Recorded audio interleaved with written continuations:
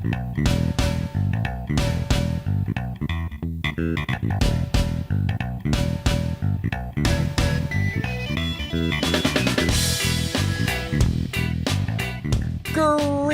and salutations, everybody, and welcome to the Glitched Out Gaming Report for the week of October the 31st. That's right, technically, we're starting November next tomorrow. Well, when this podcast goes up, depending on when you're listening to this. But it is Halloween Day, and we've got quite the show here today, folks. Since it's the last show of the month, we're going to take a look at the games of November. We got a few news stories to go over. Our topic of the week will be kind of horror themed. We got some questions and comments to go over, and so on and so forth, which I've just realized that I have not picked my recommendation of the week or pick of the week. We'll do that on the fly when I get to it. But anyways, let's kick this show off as I kick off every episode with what I've been playing. And to be quite honest, I have not been playing a whole lot. Been doing a lot more recording in WWE 2K17. I've officially finished recording in 2K16. I have the game uninstalled from my PS4 now. All of the footage is just ready to go. Just got to record the audio for it, which I will probably be doing after this recording here. Lots of recording to do tonight, if I get a chance or the need to do it. But anyways, yes, I've been playing that. Maybe as this episode is going, you're watching footage of me killing zombies in Dead Rising, because I did pick that up off of the Halloween sale that's going on PSN right now. Funny fact about that game, never played the original 360 version. My past experience with Dead Rising was the Wii version. Rented that from Blockbuster back when that was a thing. Game was weird on the Wii, man. It was so weird. But it looks good so far from the little I dived into it after it finished downloading. Can't say much, I haven't really played it yet, but hopefully the footage is showing that I have played it now. Other than that, I started Amnesia Memories on the Vita. Very briefly started up the actual game, but what I did dive into was there was side games in the menu, so I went under that, and you could play air hockey or a version of rock, paper, scissors against the 5 male dating options, I guess, that you have starting the game, or something like that. Anyway, it was weird. The game starts you off, you're in this like in-between realities thing where you can choose to go to like one of 4 different worlds, even though there's 5 characters you play against in that in the minigame modes, and like you could choose whichever one like rings a bell with you, because you have amnesia and you're not sure where you're actually from. It's odd, but I'm intrigued and I'm looking forward to see where it goes. Hopefully I'll be able to talk a bit more about that one next week, as well as World of Final Fantasy, which arrived, which I haven't had a chance to dive into yet, which I really, really, really want to. But I've got to get that recording done first, and that's kind of taking precedent right now over pretty much everything else. So yeah, there's that, and I started playing Mystery Chronicle One-Way Heroics. I got my copy in the mail from Limited Games. That's right, I managed to get a physical copy of this one. Really wanted to support them and Spike Chunsoft on that, so yeah, nabbed myself a Vita copy. Very, very happy to have that. And I've played it a decent little bit. I did the tutorial run through, and I started up another playthrough. It's randomly generated levels where you play through. It's a roguelike at the end of the day. That's what it is. You go through and you try and do better and better each time. You get to save some stuff. You can level up where you can save more stuff from your previous round to help you out in the next round, which is cool and all. So yeah, I'm digging it. I like the style. There are Danganronpa characters in the game. I know you can encounter Monokuma into it, so I'm hoping that I run into that murderous teddy bear at some point. So yeah, I'm digging it. It's really cool. And folks, that's pretty much all I've been playing this week. It's been a slow week for me. Mostly because I've been trying to get stuff done for both to finish up the current season of Friday Night Fight and get ready for Season 2. That'll be coming up next week. That's right, folks, next week. A week from tomorrow, OGW officially begins, so get hyped for that.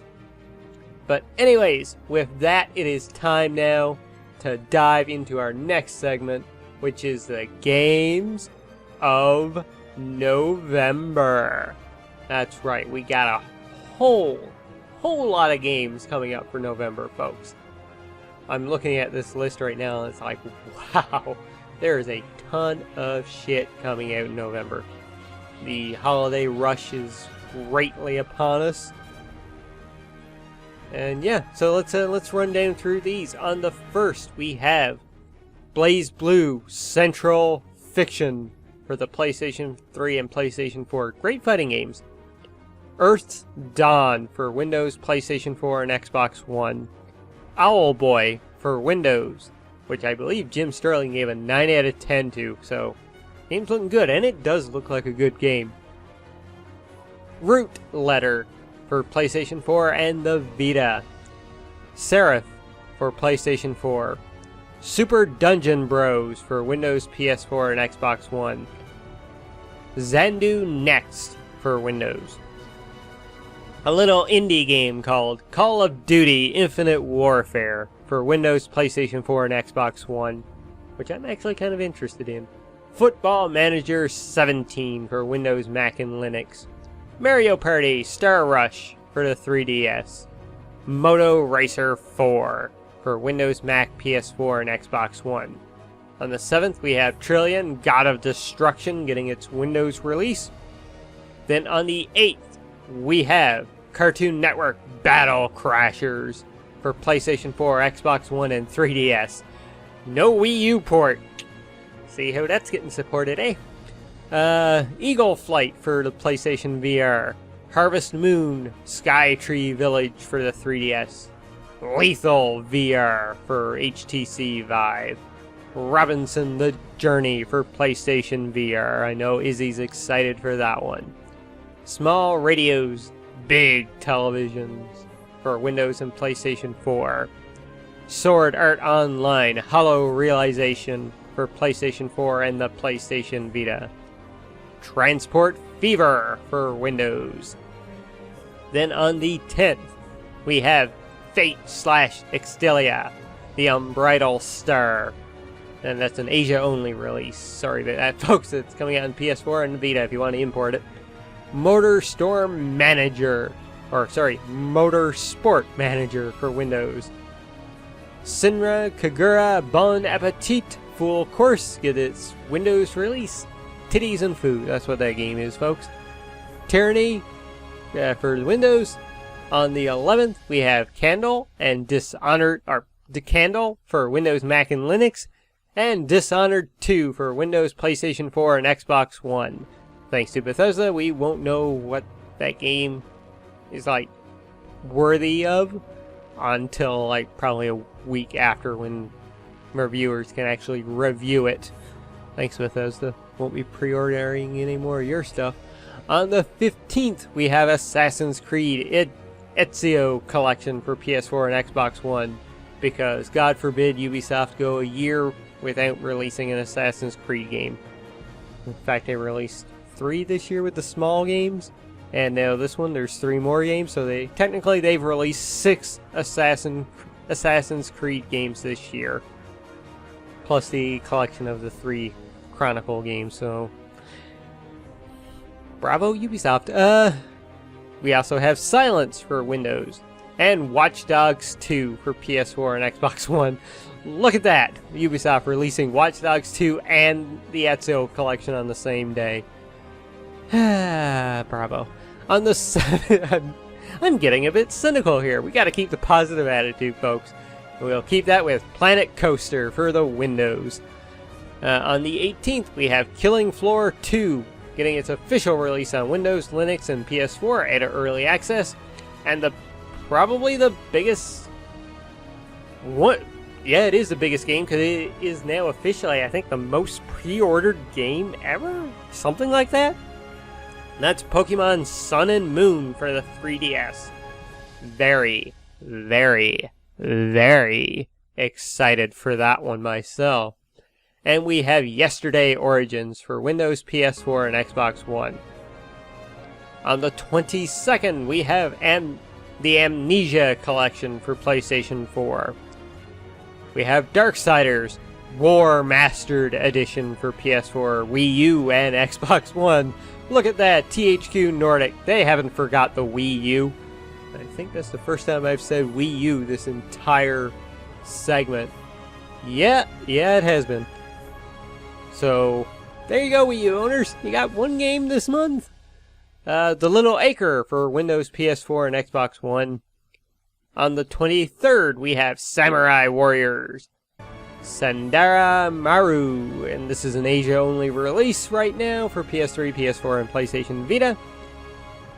On the 29th, we have Darksiders War Mastered Edition again, coming out on Windows.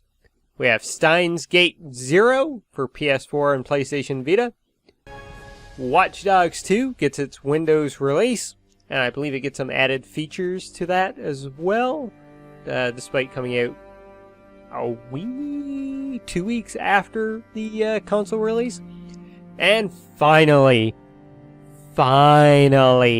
after 10 years of waiting, Final Fantasy 15 releases on PlayStation 4 and Xbox One. That's right, folks. Final Fantasy 15 is finally upon us. A month away from this recording. Hopefully, it releases. Let's hope so. Let's hope so. It's gone gold, so it should, unless something really goes fucking haywire at Square Enix and they gotta delay it again. We should be getting Final Fantasy at the end of the month. And finally, under the to-be-announced section, The Walking Dead: A New Frontier, aka The Walking Dead Season 3, for Windows, Mac, PS3, PS4, PlayStation Vita, Xbox 360, Xbox One, iOS, and Android. And there, folks, are your games of November. The two that I'll be picking up, Pokemon Sun and Final Fantasy 15. As for the other stuff that's released here that I have a dipping interest in, Watch Dogs 2, maybe. Sword Art Online, I've got my eyes on that one. I'm very curious on how Harvest Moon's going to turn out. And, like I said when I read it, I'm kind of interested in Infinite Warfare this year. I know a lot of people have been like, nah, this year doesn't look good. Doesn't look good at all. Honestly, I love the trailer that they showed at Sony's press conference at E3. I thought that was fantastic. I've got a dipping interest in it this year. Can't lie. Cannot lie about that. But anyways, folks, there you go. That is the games of November. I'm very curious to see what you guys are picking up this month. And with that, we are going to dive into our next section, the news section. And we got some very brief ones here that I can go through. Looks like this week's show may actually be a very brief one, because I don't think I'll be talking too much in the topic of the week. Alright, so we got the reveal of the Switch last week, and I was excited about it. I'll talk a little bit more about that when I get into the questions and comments. But we were kind of curious, when are we going to hear more details? Well, Nintendo has told us.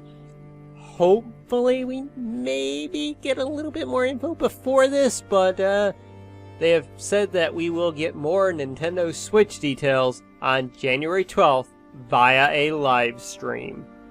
So hopefully with this live stream we'll know the exact date of release, we'll know the price, and we'll get a better idea of what games are actually coming to it, as well as stuff like battery life and accessories, I guess. All this jazz, but yeah, hopefully we learn price, exact release date, and launch lineup for the Switch on that day. Alright, next up, folks. November 1st is tomorrow. By the time this podcast goes up again. So, what happens in November? There's going to be new Games for Gold and new PlayStation Plus games. Well, over on the Games for Gold side, members will get Super Dungeon Bros for free for the month of November. And Murder Soul Suspect from November the 16th to December the 15th. Super Dungeon Bros, new game releasing, looks kind of cool. Murdered Soul Suspect, I played that, I really enjoyed it. I think I paid $20 for it. It was pretty cheap at the time anyway. And yeah, I really dug it. I like that game. It wasn't worth like full price, so I'm really glad I waited there, but yeah, I had fun with it. And you can possess cats in the game. That's cool. And for free, it's worth checking out. It's an easy platinum too, so yeah, this will be an easy 1,000 gamer score.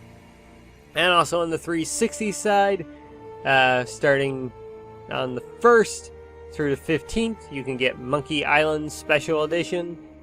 And from the 16th of November through the November the 30th, you can get Far Cry 3 Blood Dragon, which is fucking awesome.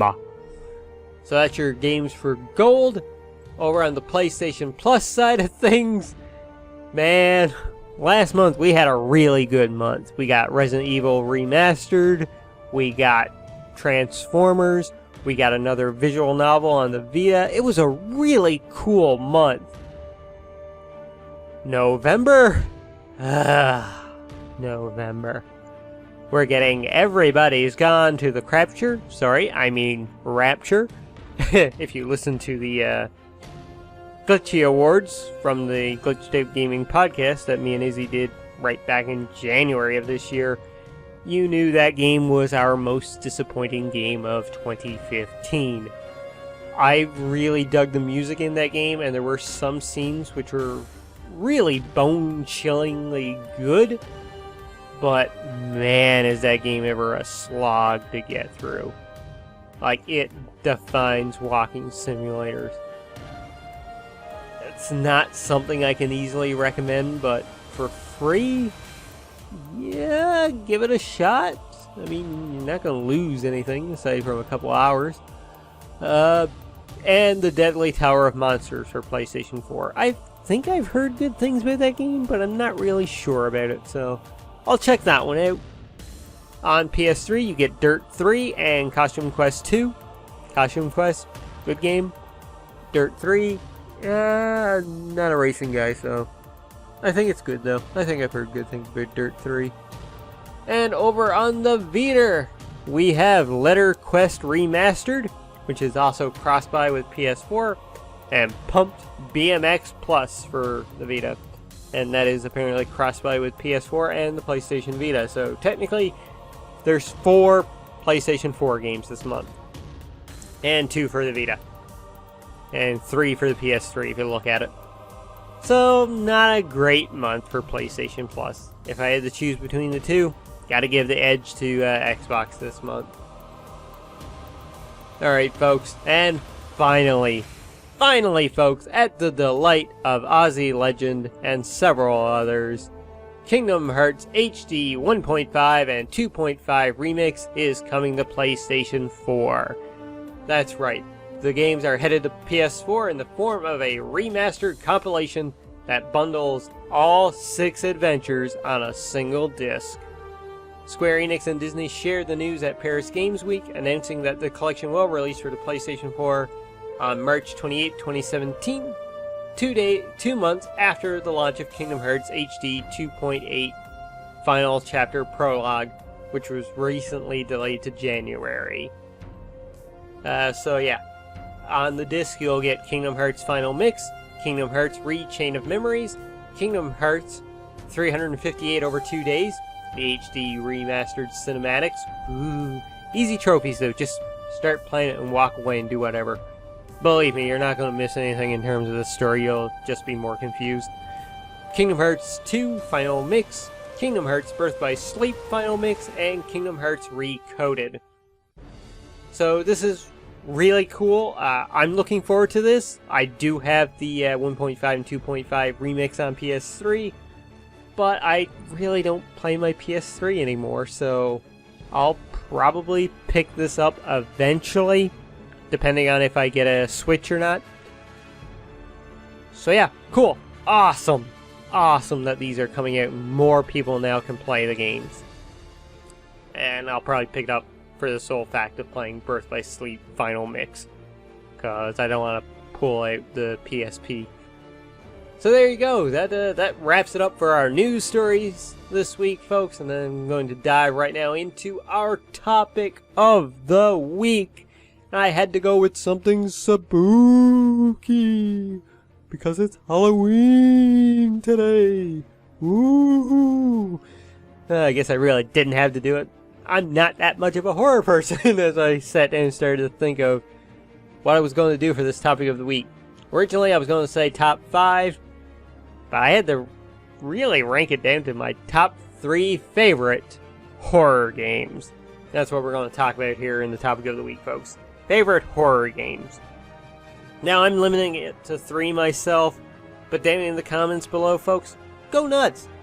Go with 3, go with maybe just 1, go with 5, go with 7, go with 32.5. How many you want to list out down in the comments below? Go batshit crazy. I'll read them all next week anyway. So for me, my top 3, really had to think about this, like I said, because I'm not a horror person. Coming in at number 3 for me was a game I actually was given to me on Christmas one year, which my brother's a very horrible person for doing that, but the game is pretty damn awesome, and that's Parasite Eve. I remember Christmas morning, like, curled up in bed playing this game, and it just frightening the shit out of me. Like the disgusting transforming rats, which I've recently replayed the game, and the cinematics are kind of laughable. They're really laughable nowadays. It hasn't really updated that well. But that happening, like spontaneous combustion being a thing. I mean, I remember being terrified of bursting into flames because of this game. Yeah, just a creepy, like, story to it. Great RPG mechanics in the game. It's a very pleasant romp, and yeah, I'd recommend it if you have a PS3 or a Vita. Download it. It's on the systems for like $6. Well worth it.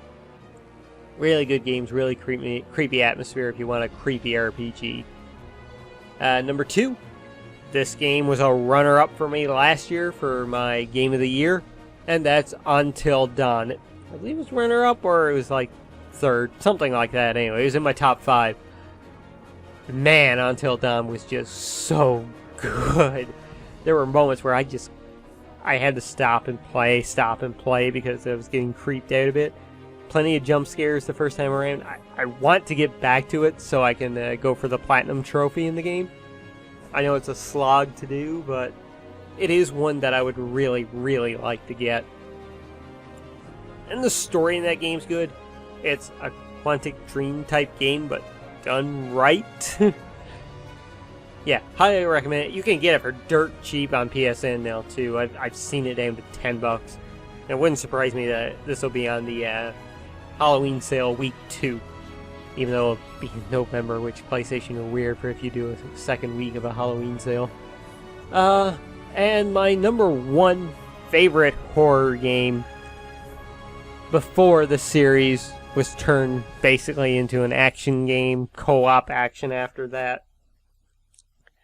And that's Dead Space, the very first one. I remember picking this game up, finding it in a bargain bin. I'd heard about it. I heard it was like nasty in terms of like scary atmosphere and whatnot. And boy, oh boy, was it ever. This was one of the very few games where I'd play for a bit and have to stop. It was basically, I play until I find another checkpoint, I save, I turn off the game.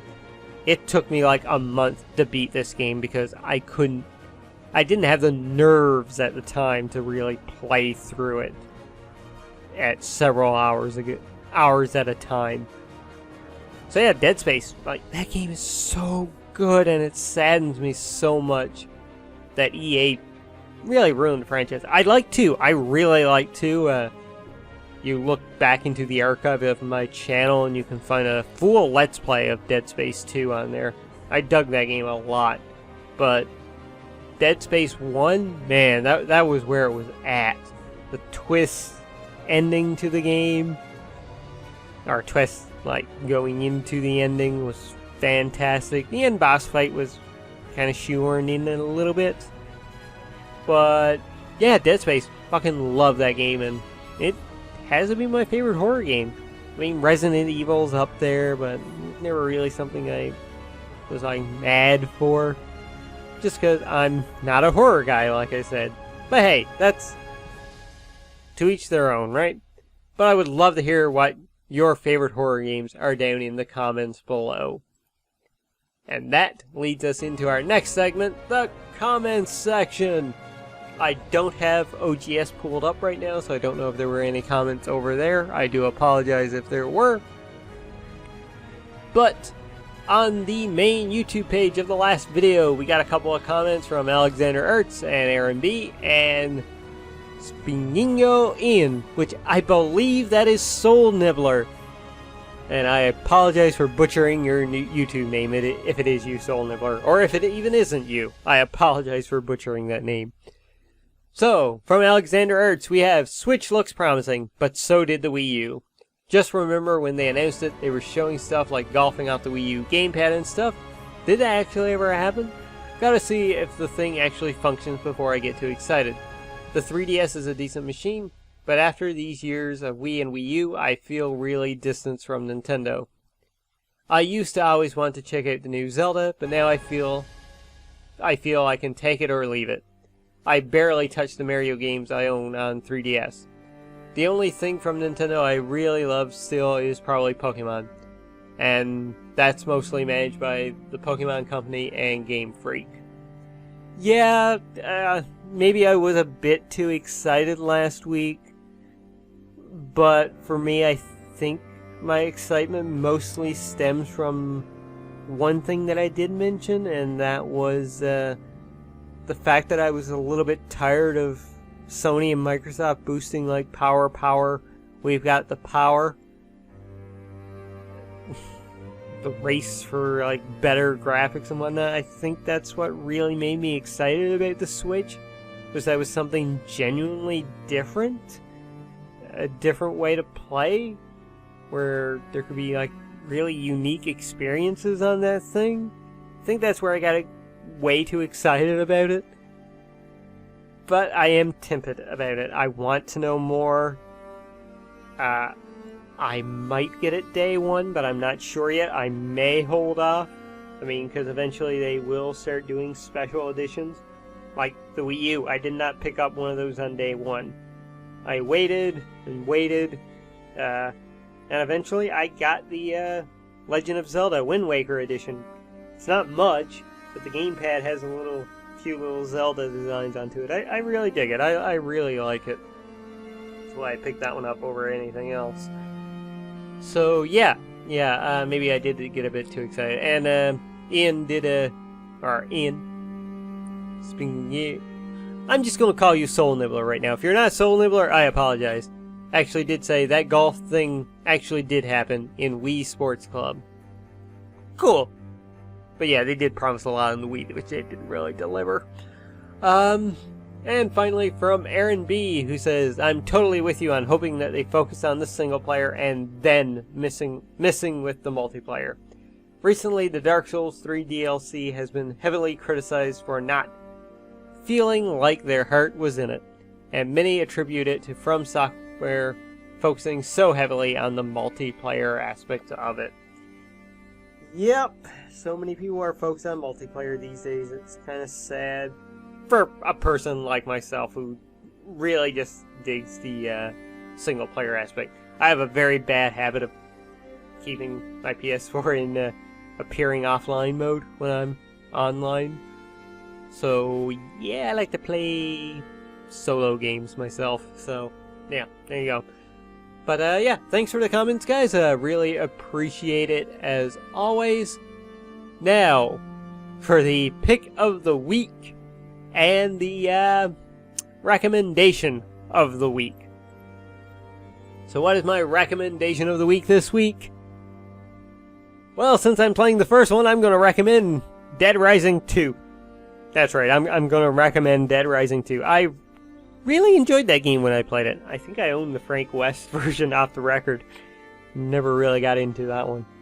But yeah, I enjoyed Dead Rising 2 when it came out. I dug the multiplayer into it. I thought that was really cool way of doing multiplayer for the game. So yeah, that's my recommendation of this week. Dead Rising 2. And it's on sale right now. And the sale will be over tomorrow on Tuesday, November the 1st. So act fast, folks, if this podcast goes up early Monday morning. And my pick of the week of the games that are coming out. Not a whole lot out this week. But, you know, Jim Sterling recommends it. And from what I've seen, it looks really cool. Really cool platformer. And that's Owlboy. I'm going to pick Owlboy this week as my pick of the week.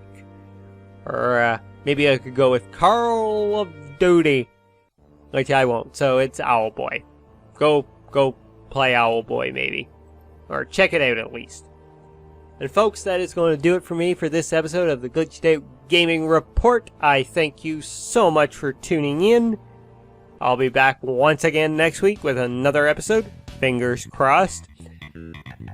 And yeah, that's going to do it. Thank you so much for watching. You have been awesome. And I am glitching out.